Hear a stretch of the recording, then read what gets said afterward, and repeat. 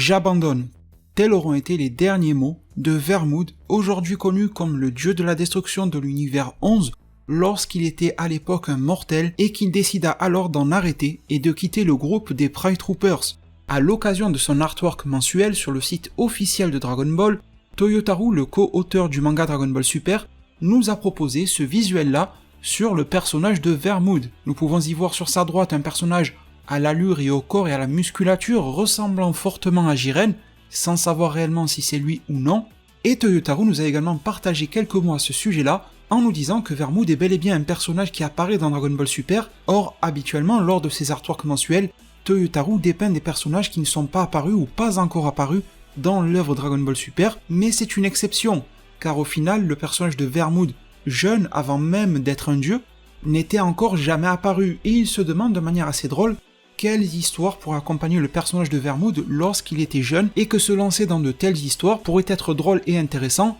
sans bien sûr nous donner la garantie qu'il le fera un jour. Cela ne restera peut-être qu'un dessin one-shot n'allant pas plus loin. Toyotarou nous décrit alors cette scène comme la scène du j'abandonne. Vermouth en arrête avec les Pride Troopers, très sûrement pour se lancer dans une aventure de dieu de la destruction par la suite, et à ce jour Toyotarou lui-même n'a pas fourni d'explication sur les raisons de la sortie du groupe des Pride Troopers de Vermouth. Est-ce que l'offre pour devenir Akaishin était très alléchante, ou au contraire, est-ce que sa situation de mortel, la situation globale, géopolitique dans l'univers 11, ou sa condition dans les Pride Troopers ne lui convenait absolument plus et qu'il aspirait à un meilleur futur. Dans tous les cas, cette information est très intéressante si on la combine aux informations que nous avons déjà eues dans le manga Dragon Ball Super. Dans ce manga, Vermouth avait dit qu'il y a environ 240 000 ans, il était devenu le nouveau dieu de la destruction de l'univers 11, et cela nous met la puce à l'oreille alors sur l'ancienneté des Pride Troopers. Si il y a 240 000 ans, ou plutôt 239 000 années et quelques poussières,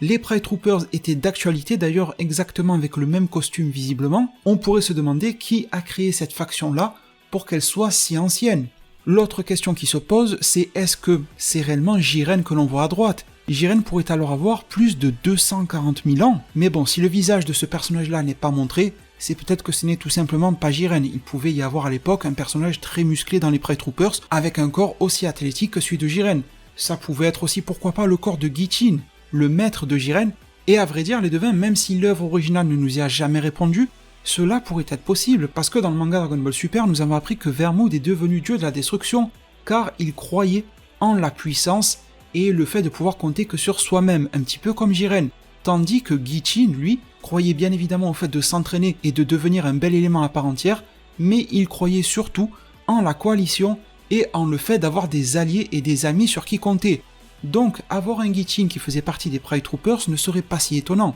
Au final, Gichin aurait voulu favoriser l'aspect groupe et l'aspect travail d'équipe, ce qui au bout d'un moment aurait déplu à Vermouth et qui aurait quitté, qui aurait abandonné, comme il le dit ici, pour faire partie des Pride Troopers. En tout cas, l'histoire serait plutôt belle, ça serait intéressant que ça soit développé par la suite par le biais d'un arc, d'un TV spécial ou d'un film. Difficile de savoir si la Shueisha et Toei Animation vont accorder autant de temps à l'écran ou en manga à des histoires un petit peu plus parallèles comme celle des Pride Troopers, mais en tout cas ça serait extrêmement beau. Les devins, je vous remercie tous infiniment pour tout votre soutien, prenez tous extrêmement bien soin de votre futur, et à plus pour de prochains arts divinatoires.